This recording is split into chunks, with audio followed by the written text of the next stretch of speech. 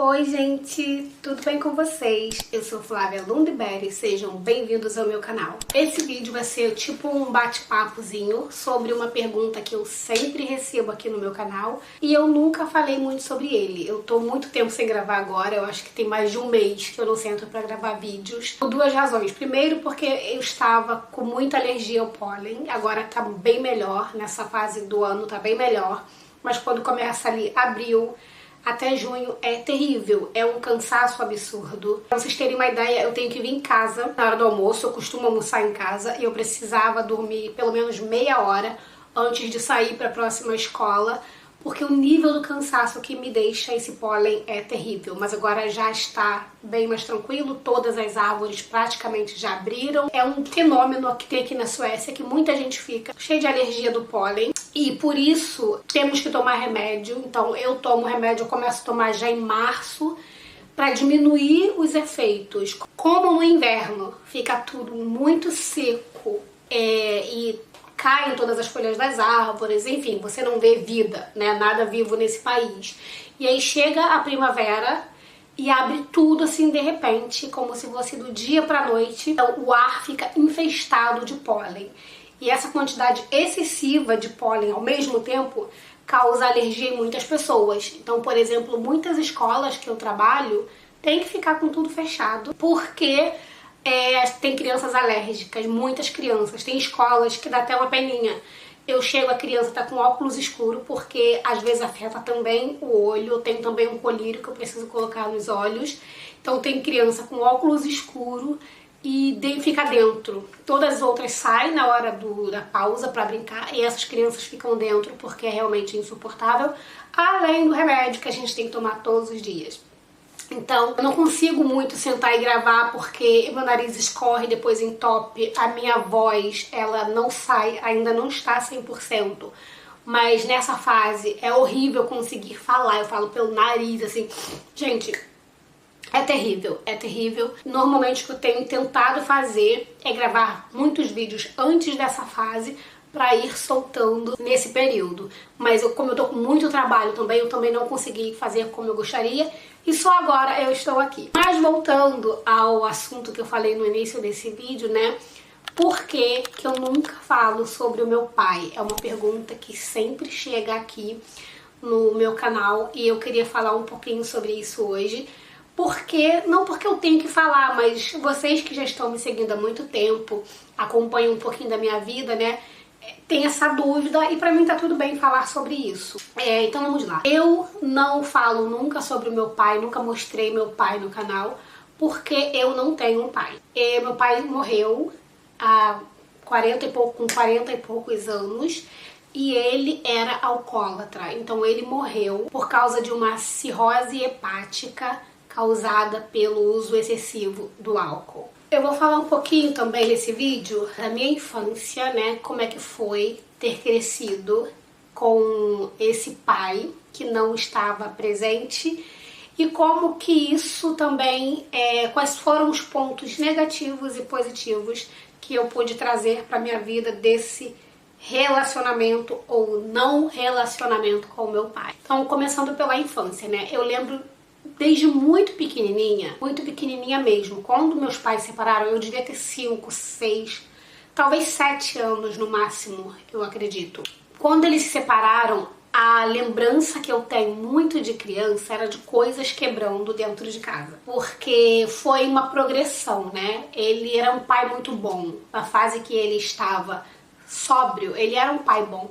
Eu me lembro até hoje que o melhor bife com batata frita que eu comi na minha vida foi ele que fez. Era ele que fazia. Ele trabalhava em restaurante, então ele gostava de cozinhar, ele cozinhava muito bem. E eu lembro então disso. Minha mãe exigia que eu comesse outras coisas e eu era terrível pra comer.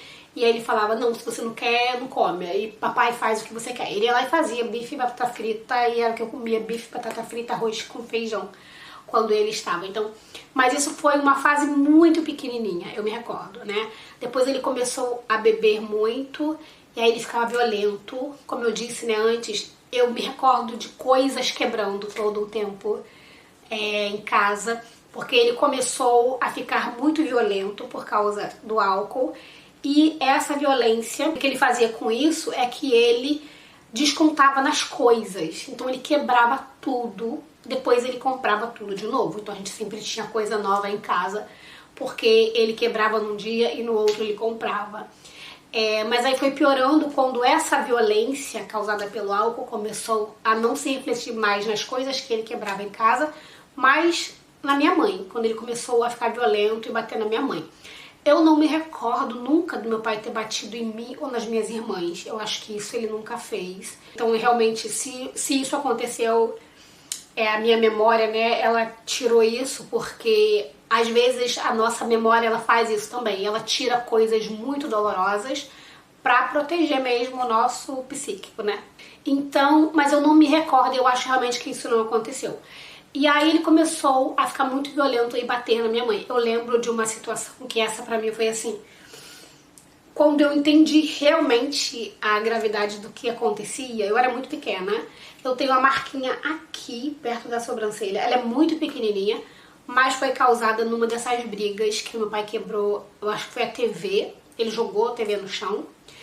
E caiu um caquinho da TV, foi uma coisa muito pequenininha, e bateu aqui. Como é uma área muito sensível, sangrou demais, e aí foi aí que eles pararam com a briga e correram comigo pro hospital, pensando que era alguma coisa séria, mas chegou lá, não era nada, era só uma marquinha aqui, que eu tenho até hoje.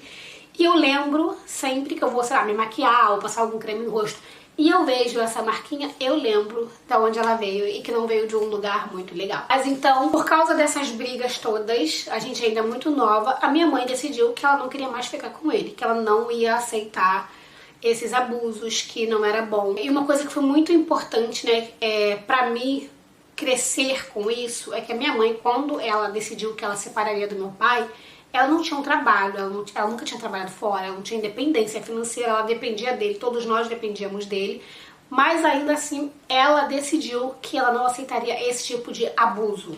Partindo daí, o meu pai decidiu então que, ok, se você não quer voltar comigo, você e suas filhas vão passar fome, porque eu não vou dar nada. E aí ela mandou ele enfiar o dinheiro dele no fiofó. Eu já falei aqui em alguns outros vídeos, né, sobre isso, sobre a importância da independência financeira feminina, que eu aprendi com a minha mãe muito nova. Então, assim, eu sou muito batalhadora ferrenha de que a mulher tenha sua independência financeira, tenha seu dinheiro, porque a mulher que tem isso, ela não vai aceitar abuso, ela não vai depender de homem, ela não vai ficar num relacionamento porque ela precisa, porque outras portas se abrem, existem outras possibilidades para além de você estar numa relação que é abusiva, tóxica e prejudicial para você. E a minha mãe, ela decidiu que deveria ser assim. E aí nossa vida foi muito dura, porque o meu pai, ele desapareceu. Depois, aí a gente começava a tentar reconstruir a vida. Minha mãe foi trabalhar muito. Eu comecei a assumir muito coisas de casa.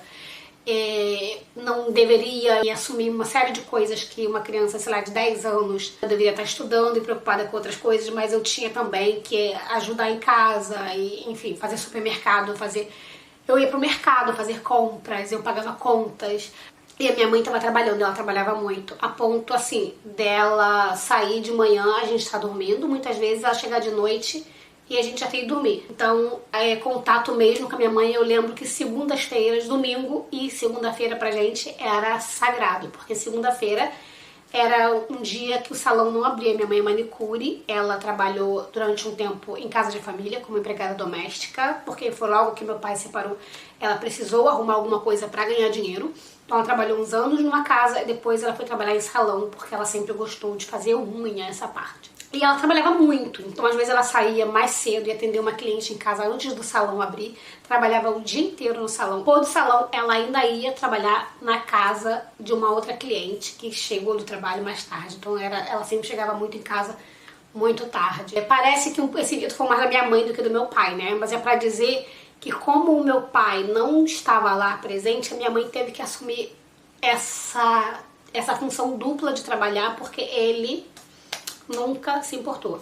E minha mãe também foi muito orgulhosa, de algum modo, não colocou ele na justiça pra pagar pensão, porque se ela tivesse feito isso, ele ia ter que trabalhar ou ele ia pra cadeia. E aí talvez isso teria até prolongado a vida dele um pouquinho, ele teria ficado na rua, né?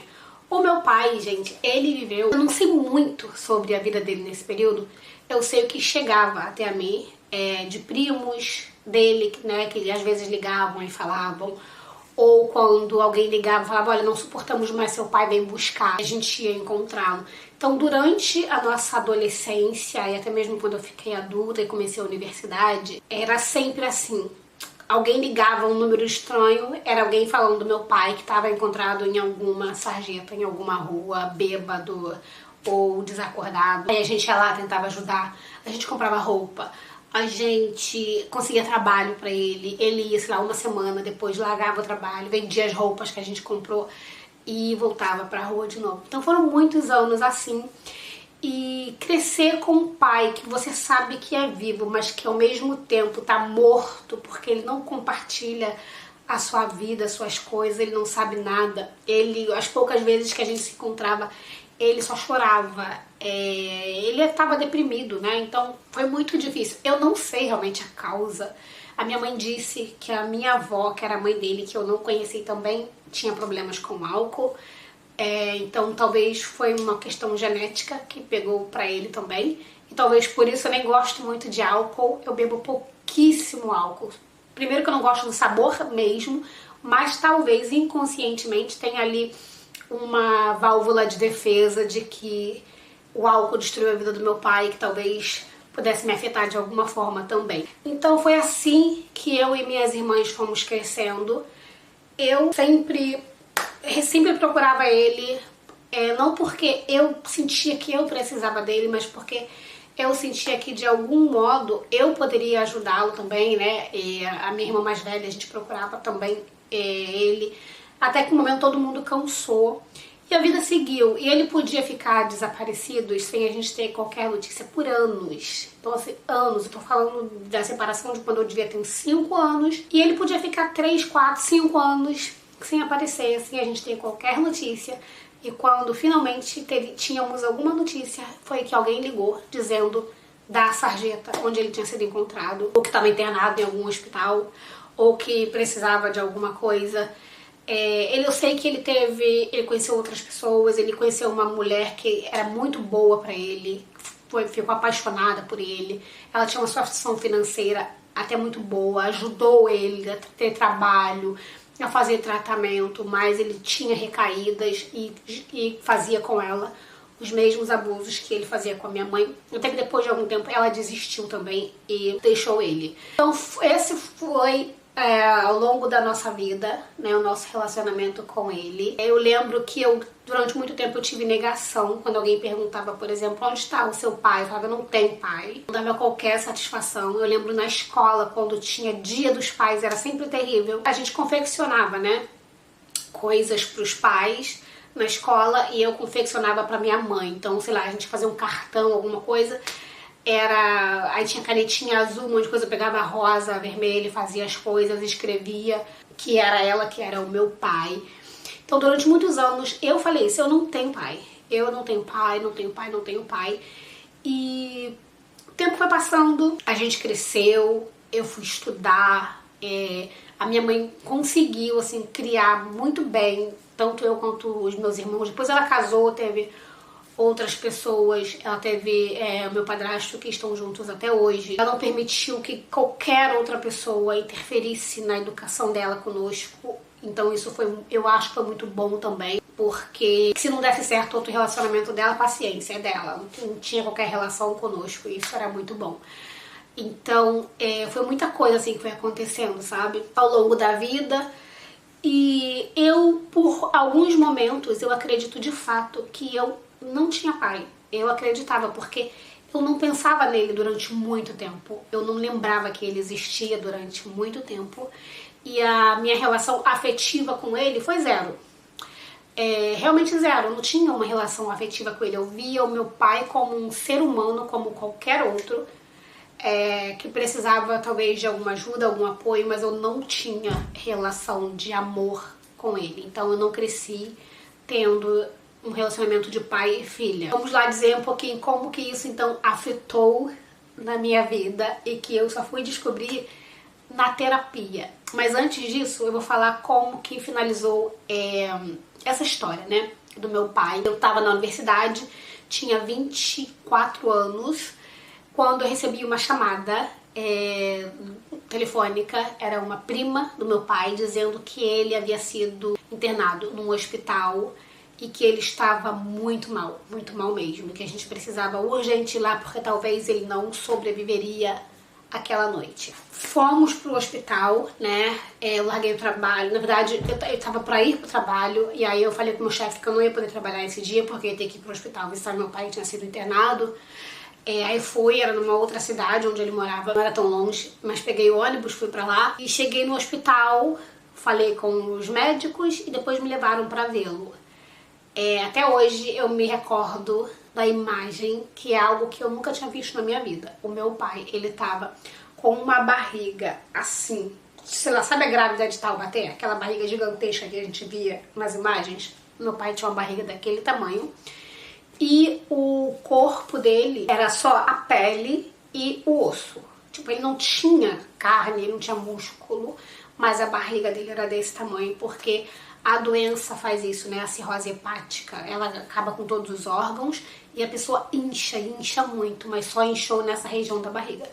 E o médico falou, olha, a gente fez alguns exames, tá tudo comprometido, todos os órgãos, o fígado, o rim, está tudo comprometido. Se ele tomar uma dosinha mais de álcool, ele vai morrer. E aí aconteceu isso, ele ficou lá um tempo no hospital, depois de, sei lá, 15 dias, 20 dias, era a hora dele ter alta. E pra onde ele ia, não tinha pra onde ir, porque ele não tinha casa, ele não tinha família, não tinha ninguém. E a minha mãe, super generosa, falou, olha, ele pode vir aqui pra casa. Falou com meu padrasto, olha, ele vai ficar aqui, porque ele não tem pra onde ir. E ele foi morar conosco, na casa da minha mãe. Conseguimos lá um quartinho pra ele, ele ficou lá. Ele foi se recuperando, tinha um monte de medicamentos que ele tinha que tomar, a gente comprou todos os medicamentos, aí de novo, compramos roupa, compramos tudo e deixamos ele lá. E vigiávamos um pouquinho aqui e ali para que ele não saísse de casa, né? Já não tinha muito álcool em casa nessa época, então a gente zerou, a gente não comprou absolutamente mais nada. E ele ficou vivendo conosco. Minha irmã morava logo em cima da minha mãe, então ele ficava um pouquinho na nossa casa embaixo, um pouquinho na casa da minha irmã em cima. E isso passou um ano. Depois de um ano que isso aconteceu, um dia eu saí pro trabalho. Não, isso foi na noite anterior. Eu cheguei da universidade, eu chegava muito tarde. E ele me ligou falando, você tá vindo pra casa? Porque como eu disse antes, ele cozinhava muito bem. E a minha mãe trabalhava, todo mundo trabalhava. Então ele meio que ficou responsável por cozinhar. A gente chegava, ele já tinha arrumado a casa, ele cuidava da agricultura, porque ele era muito bom com a agricultura. Foi um ano, assim, muito legal, eu acho, pra gente recriar alguma conexão. Eu não via ele assim como um pai, não tinha ele como uma figura de um pai, mas foi muito bom, eu acho, pra gente se perdoar, sabe, nesse ano. Então eu lembro que quando ele partiu, eu não tinha nenhuma mágoa dele, aquela mágoa de infância toda que a gente tinha, né, do abandono, que ele não tinha, porque esse um ano que ele morou conosco foi suficiente para todo mundo se curar. Ele nunca foi muito amável, mas ele fazia, por exemplo, comidas que a gente gostava. Ele tentava de outra forma agradar um pouquinho e a gente conseguia perceber isso. E aí um dia eu chego da universidade, que foi um dia antes da morte dele, e ele me liga no caminho perguntando se eu tava chegando, porque eu era muito fresca, eu gostava de comer comida quentinha na hora. Ainda hoje sou um pouco fresca, mas agora eu bom comer a frescura sozinha. E antes minha mãe ligava, filha, você tá vindo? Vou fazer o arroz. Ah, tô chegando, mãe. E ele fazia a mesma coisa. Aí eu falei, tô chegando em meia hora. Ah tá, então a gente janta. A gente jantou, depois eu sentei no sofá, ele sentou no sofá do meu lado e ele deitou no meu colo e pegou a minha mão e colocou assim na cabeça dele.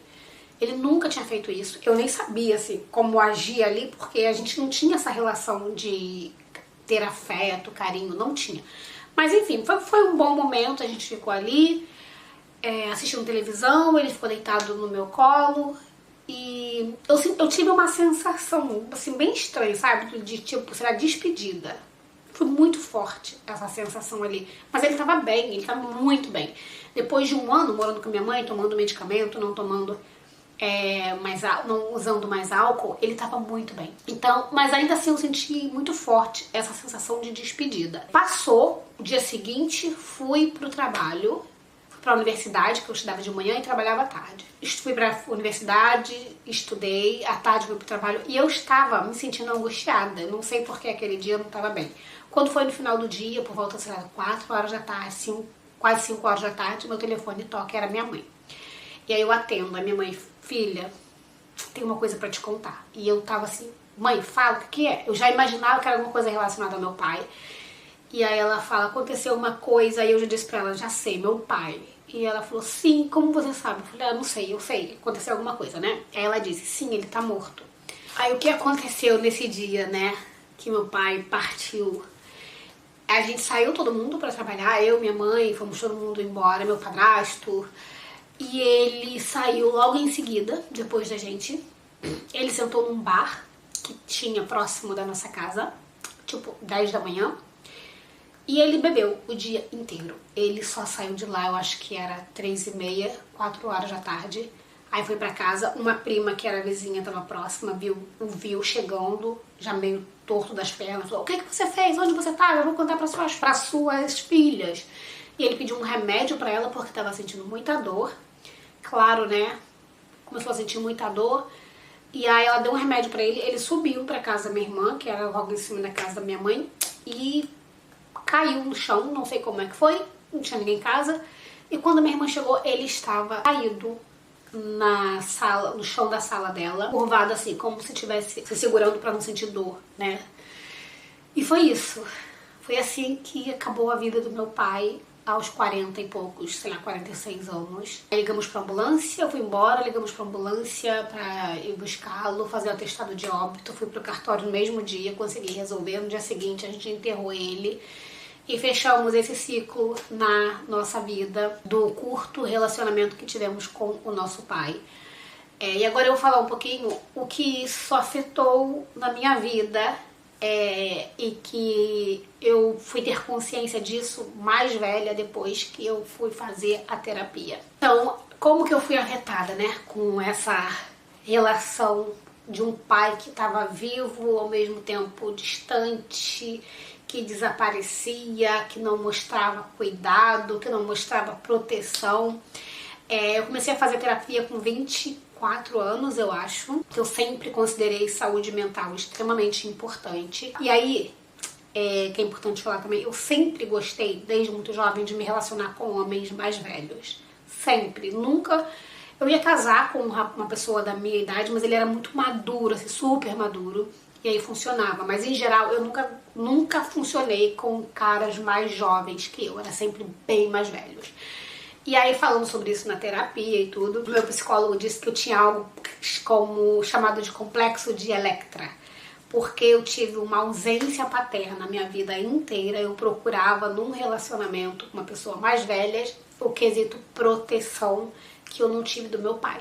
E eu rejeitei isso muito tempo. Isso é doido, não tem nada, não faz sentido, não tem nada a ver. Mas eu hoje, né, hoje não, já há muito tempo, eu reconheço que de fato isso pode mesmo ter algum sentido. Por exemplo, né, crianças que crescem com pais abusivos, meninas especialmente, né, ou homens também, elas vão procurar num relacionamento uma pessoa que também é abusiva, porque pra elas esse é o padrão, é isso que tá normal.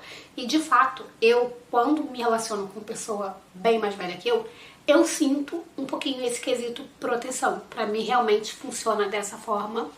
Não que eu precise ser protegida, mas eu acho que é bom sentir. Então nesse sentido faz sentido. A outra coisa que eu aprendi, né, o que foi positivo de eu ter aprendido nesse aprendizado do relacionamento com meu pai e a minha mãe, é que eu aprendi desde muito pequena a não aceitar qualquer tipo de abuso. Abuso de ninguém.